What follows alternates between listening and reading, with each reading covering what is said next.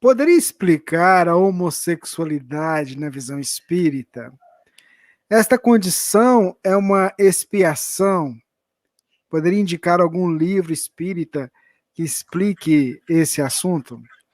Eu acho que tem uma outra pergunta também que é nesse sentido. Deixa eu só ver se está aqui.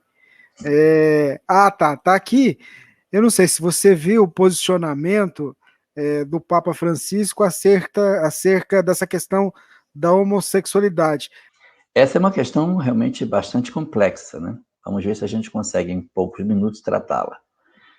A primeira coisa que a gente tem que desmistificar é um conceito equivocado que muitas pessoas espíritas têm, de que, obrigatoriamente, todas as pessoas que vivem hoje uma experiência da forma da homossexualidade, necessariamente estão sofrendo um processo de inversão sexual, ou seja, a pessoa tinha uma determinada expressão sexual numa encarnação anterior, aí nessa encarnação está invertido e por isso vive uma experiência homossexual. Isso não é verdadeiro.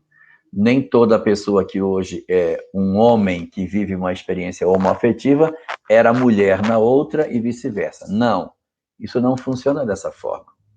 Nós temos, na verdade, na condição da chamada homossexualidade, basicamente duas causas, né? Causas atuais e causas anteriores.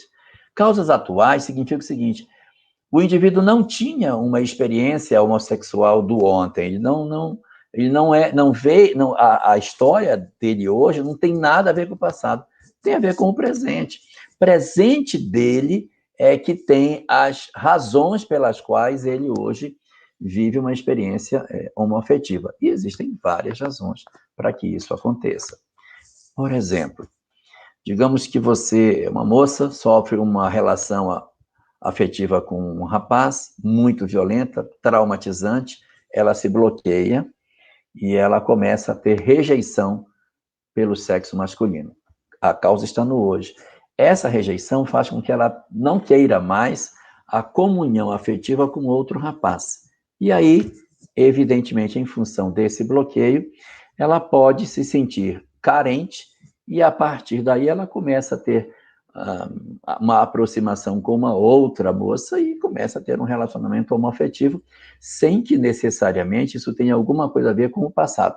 Ela era mulher na outra, era mulher na outra, sei lá quantas atrás, nesta é mulher, sofre um trauma e é em função de como ela reage a isso, porque cada pessoa é diferente, não estou dizendo com isso que todo mundo que sofre um trauma obrigatoriamente vai ter uma experiência homoafetiva, mas essa é uma possibilidade. Uma segunda possibilidade: existem pessoas que têm uma educação que favorece o processo homoafetivo.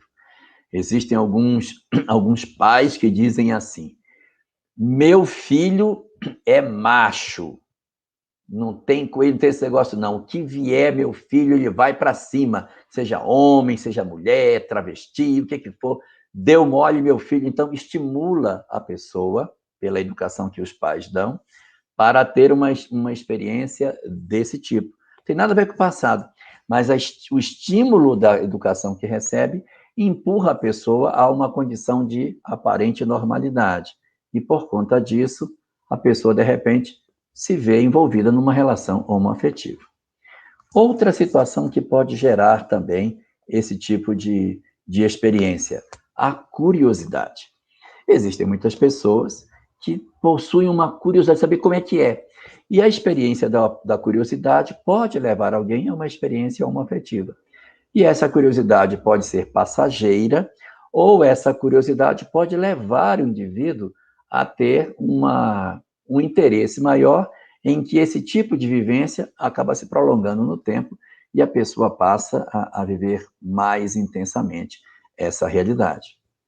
Existe também a possibilidade de que você tenha uma experiência homoafetiva em função de práticas, vamos dizer assim, promíscuas. A pessoa se relaciona com sexo grupal, sai com muita gente, e nessas experiências ele acaba tendo relacionamentos homoafetivos. Não tem nada a ver com o passado.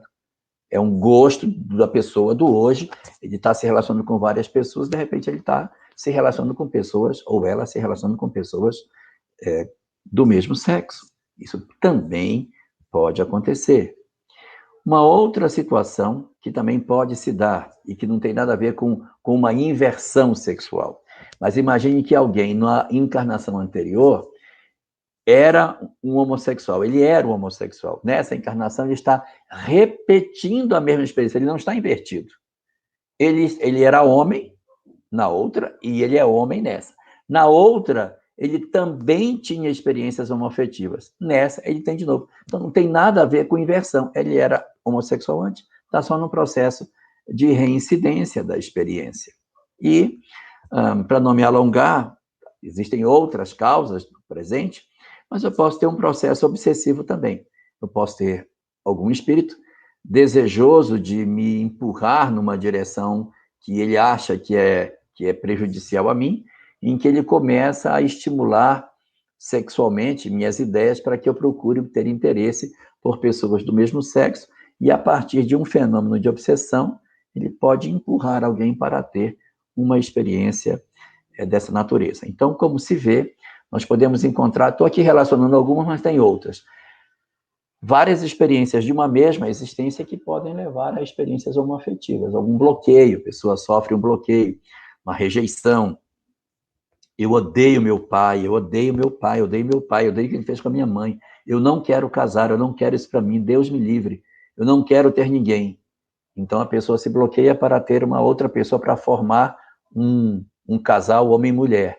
Então, como uma forma de negar essa realidade, que ela considera que isso seria prejudicial, porque eu não quero ter marido, igual minha mãe teve, eu acabo tendo uma experiência homoafetiva desta existência, nada a ver com o passado. Então, isso é uma circunstância. Agora, existe uma outra coisa que é o reverso dessa medalha. Agora eu quero falar de outro fenômeno. Vamos esquecer isso, falar de outro fenômeno. Vou falar de um fenômeno chamado inversão sexual. O que é inversão sexual? É um indivíduo que é que vem experimentando num determinado sexo, tem um psique, digamos, masculino ou feminino, e ele, numa existência posterior, ele encarna no sexo trocado. Por exemplo, eu tenho uma pessoa que na última existência era uma mulher. Nesta existência, vai reencarnar como homem. Ou ao contrário, era um homem na última existência e nesta vai encarnar como mulher. E aí? Como é que fica? Muito bem. Este fenômeno chamado inversão sexual, ele tem três razões para acontecer. 3. Primeira razão, inversão sexual missionária. O que é inversão sexual missionária? Eu vou reencarnar para realizar um grande trabalho na área do bem. E eu não posso, pelo trabalho que eu vou fazer, me envolver com um casamento, porque isso diminuiria a minha capacidade de me envolver com a atividade que eu vou fazer. Então, se eu vier como... Eu sou um espírito com características masculinas. Se eu vier como homem, vou fazer besteira, hein? Porque muito provavelmente eu vou casar. E aí eu vou deixar o trabalho pela metade. Ou se eu sou uma mulher e reencarno como mulher, eu como mulher vou ter os meus interesses, ter filho, ter um lar, e acabo casando e deixo o trabalho pela metade. Então, muitas vezes, para que determinados espíritos exerçam a atividade que eles têm para fazer, eles podem passar por um fenômeno chamado inversão sexual missionária. Inverte para o trabalho que tem para fazer. Então, você vê, muitas vezes, espíritos extremamente dedicados ao bem, em corpos masculinos, mas com um comportamento doce, um comportamento mais delicado, que é um indicativo de que, muito provavelmente, são almas femininas reencarnadas em corpos masculinos. Quando isso ocorre, o objetivo é refrear a possibilidade de um casamento.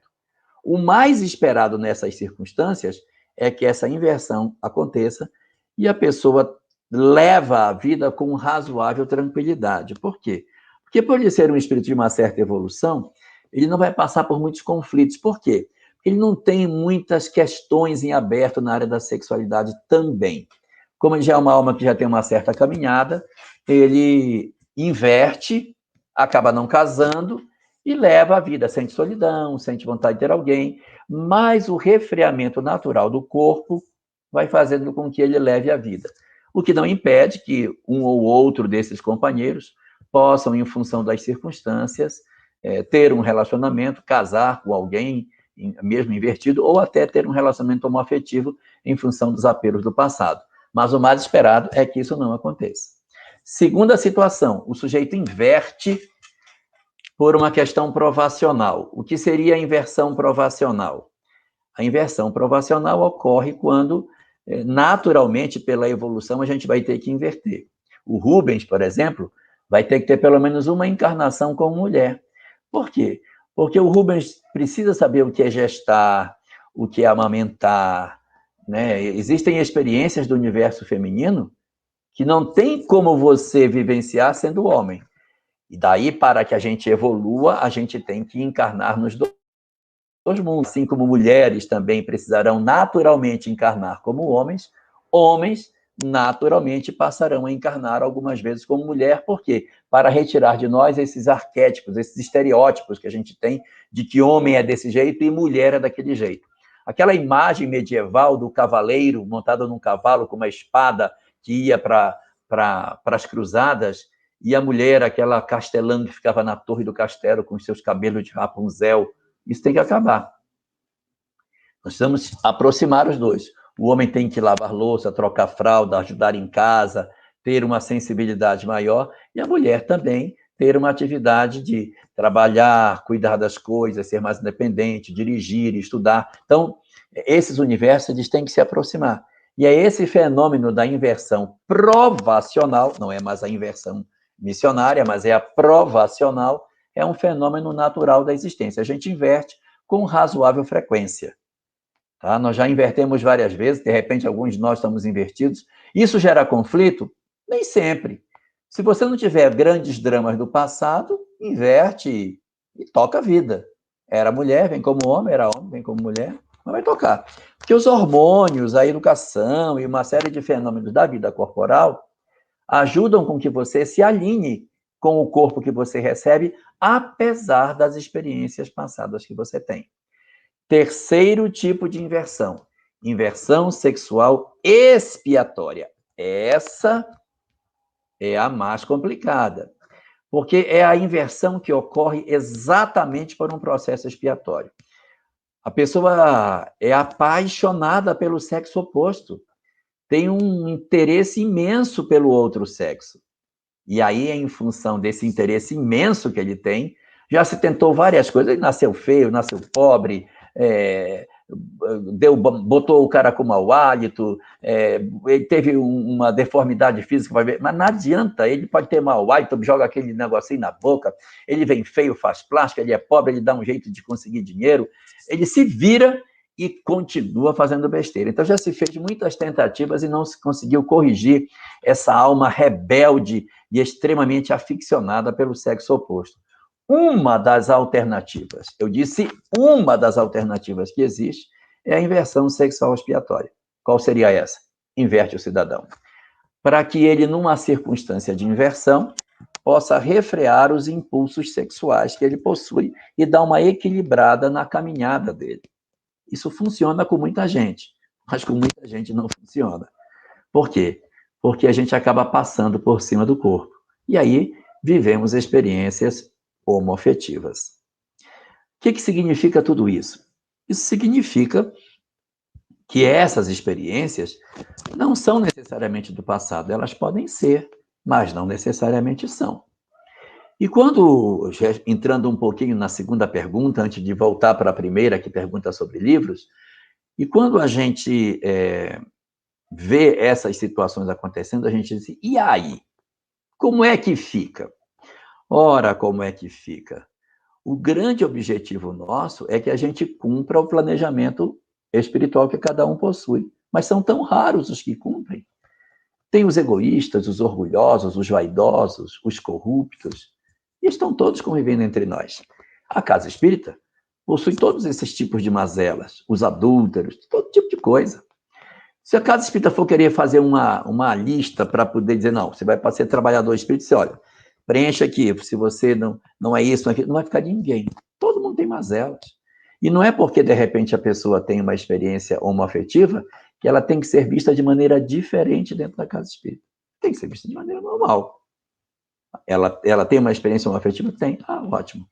A grande questão, e aí que eu friso bem, que seria o ponto nevrálgico dessa discussão, não é a relação homoafetiva, é a promiscuidade. Esse é o problema. Que pode ser hétero, pode ser homo, nós temos que fugir da promiscuidade.